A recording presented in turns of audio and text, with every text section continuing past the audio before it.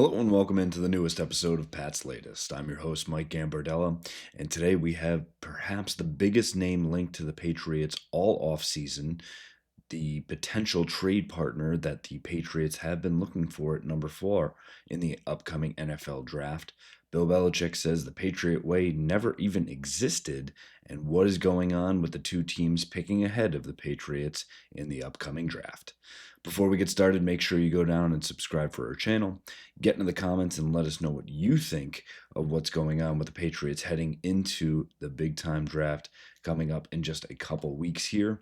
And make sure you go back and check out our other episodes once you finish today's. Again, we start with the big name now tied with the Patriots, TJ Watt. And I'm here to tell you that no, it's not happening. TJ Watt is severely underpaid, and a lot of the internet accounts, social media, specifically on X, is picking up that he could potentially be disgruntled with the Pittsburgh Steelers right now. He posted on social media on his story on Instagram of an image of himself throwing up the peace sign, which can quickly be interpreted as "I want out." And when Myles Garrett is making double what you are, it's fair to assume that that combined with the image could say, "I want out." And if you go to Bet Online right now, the number one odds for which team TJ Watt will end up on is the New England Patriots at 3-1. Again, do not get your hopes up here.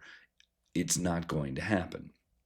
However, should TJ Watt press the issue and say, "I want a new contract," one, the Pittsburgh Steelers should absolutely acquiesce and say, "Yes, let's get a new deal done for one of the premier edge rushers that the NFL has seen over the past 3 decades," or potentially look at some of the other teams that are just beneath the Patriots if you're looking at this betting line as where they really could end up. The Seattle Seahawks checking at 4-1, the reigning Super Bowl champions at 5-1, the Philadelphia Eagles, Arizona at 6-1, and Tennessee at 7-1.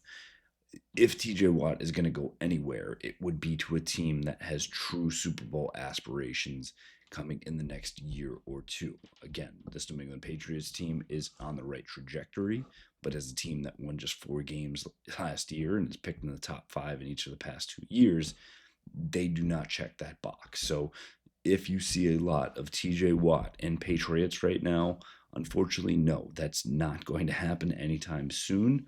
I think TJ Watt is very much deserving of a new contract. Whether it happens this year or next year remains to be seen. I would expect him to be with the Pittsburgh Steelers this coming season. And if there was a blockbuster deal, expect it to be with a true Super Bowl contender for this coming season, and unfortunately, not the New England Patriots. Moving on to another big-time name, but this one on the quarterback position, and unfortunately an injury coming across, as Derek Carr has a injury that could potentially sideline him for the majority of the start of next season. The Saints have suddenly major question marks about their quarterback room, and they had that coming in as he missed the end of last season with an injury as well. And Carr now weighing his options that could include surgery and would knock him out for at least the first 4 weeks of the starting of the season. Now, we've talked about the Saints as potentially being that option for the New England Patriots to trade back. And with that said, it continues to line up to be that way. Previously, it looked like the Saints could potentially stay at number 9 and see if Shedeur Sanders would actually fall to that position, or if they are actually liking what they're seeing from someone like Jackson Dart or even Jalen Milroe, who, again, didn't have as a first-round grade, and many people still do not, but has gotten the invite to come to Green Bay for the NFL draft. So there are options for the Saints and new head coach Kellen Moore. But again, I think if they're looking to make a splash and say, look, let's get a young signal caller up front, there is the potential for a New England Patriots deal here. If you take the number 4 pick and the Saints sitting at number 9 and say, hey, we want the number 40 pick in this draft and then potentially throw in a fourth or third rounder in 2026, that could be enough to get the deal done. The Patriots then would trade back, acquire some additional assets for a pick that they're maybe unsold on whether they're going to pick one of 5 players at that spot. Now, if you can say we're not sure and we can kind of pick any of these 5 people at number 4, and you trade back to 5 and let that decision be made for you, being okay with any of those 5. Again, not to say that those 5 would necessarily go in those picks, and you could trade back again at that point. Not to say that's how it would work out, and anyone who's played fantasy football, especially in dynasty leagues, when you do a slow draft, you try and play that out to say, what do I see here, and where do you line these things up? Can I trade back? Can I take this year's number 5 pick, trade back to number 10, and pick up somebody's first rounder for next year? Because especially there was a trade in a league that I was in last year where Roma Dunze is on the board. I'm not completely sold at number 5. Trade him away. I'm okay with giving up that player, trade back to 10. And at that point, I took Brian Thomas and was excited about that and got next year's first. Not to say that fantasy football is going to work the same way that the NFL does, but the same kind of thought process can be given in these scenarios where if you can line up and say, look, we have several needs, there's not a tremendous difference on the grade for these players. And when you look at Will Campbell, Armand Membu, Mason Graham, even Will Johnson for me, Jalen Walker seems to be one that's shooting up draft boards at this point. If you put all these guys out there and say, hey, it's not going to be a massive move one way or the other about where we get one of these guys. They're going to be a starter. They're going to be an impact player. And if you can find a free agent to kind of put the stopgap on that, it absolutely makes sense for the Patriots to look seriously at these deals. The latest injury to Derek Carr means that the Saints definitely are in play for a trade back for the Patriots.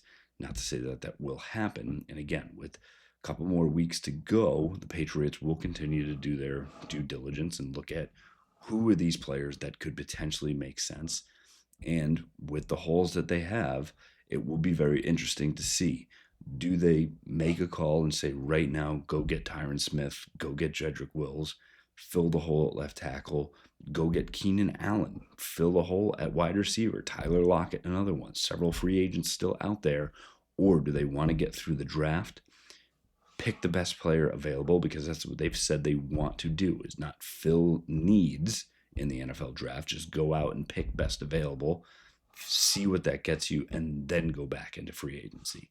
I think that will be the best course of action for this team, and be smart within the draft where you start to see if you have 5 to 10 players that line up on the same grade scale for you, trade back, add additional assets, and continue to build this team out the right way.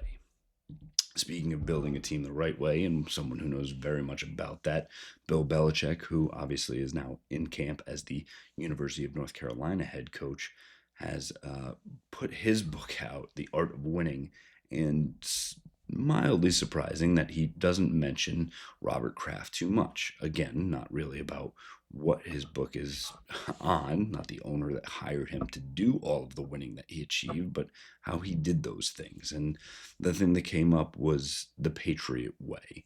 And it's something that New England fans have known for 20 plus years, the Patriot way of cutting bait on guys before they get too long in the tooth, and seeing value to potentially for some guys and making trades to maximize that and getting younger at positions when certainly you might not think it's ready to do.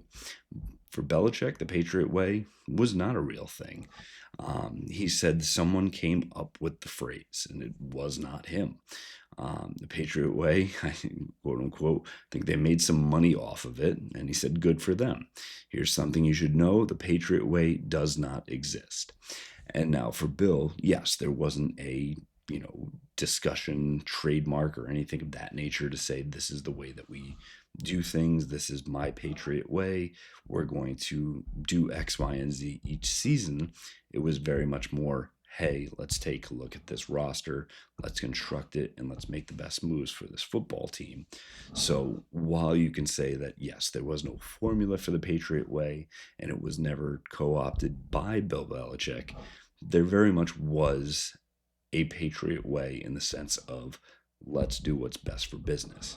Now, hopefully, that's what Mike Vrabel will continue to do. Now, he's only done that for a couple weeks here, and really only a couple days through voluntary practices. But what we've seen from the media talking about him and from his own comments that have been posted on social media, he's trying to cut through a lot of the noise, get down to brass tacks, get down to a winning culture, and find guys that are true football players and want to be successful. That's the name of the game for Mike Vrabel, and hopefully he can emulate even just a little bit of what Bill Belichick did to hopefully get back to winning ways for the New England Patriots.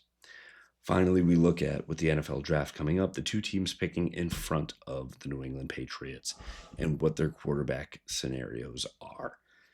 This will really determine whether the Patriots even consider trading back. Because again, we've talked that if Abdul Carter or Travis Hunter are there at 4, you're going to pick the one of the two of them and move on.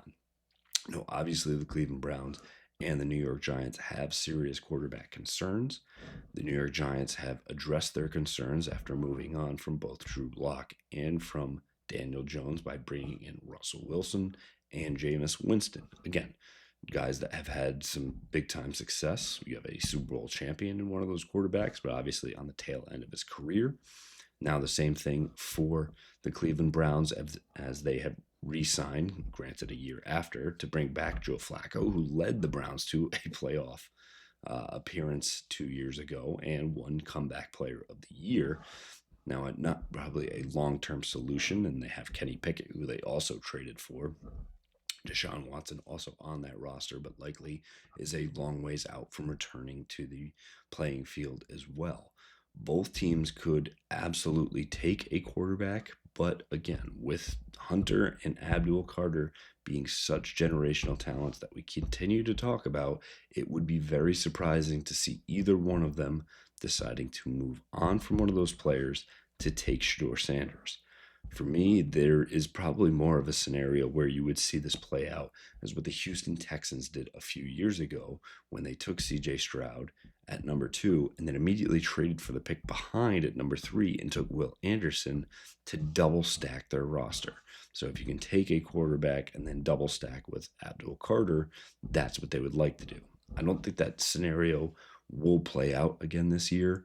And again, I think you'll start to see a lot of, the Joe Shanes of the world starting to feel pressure from the ownership to say, we need to do something here to make a splash, to do things differently. And with a quarterback-dominated league, you can only move away from the position so many times before it starts to bite you.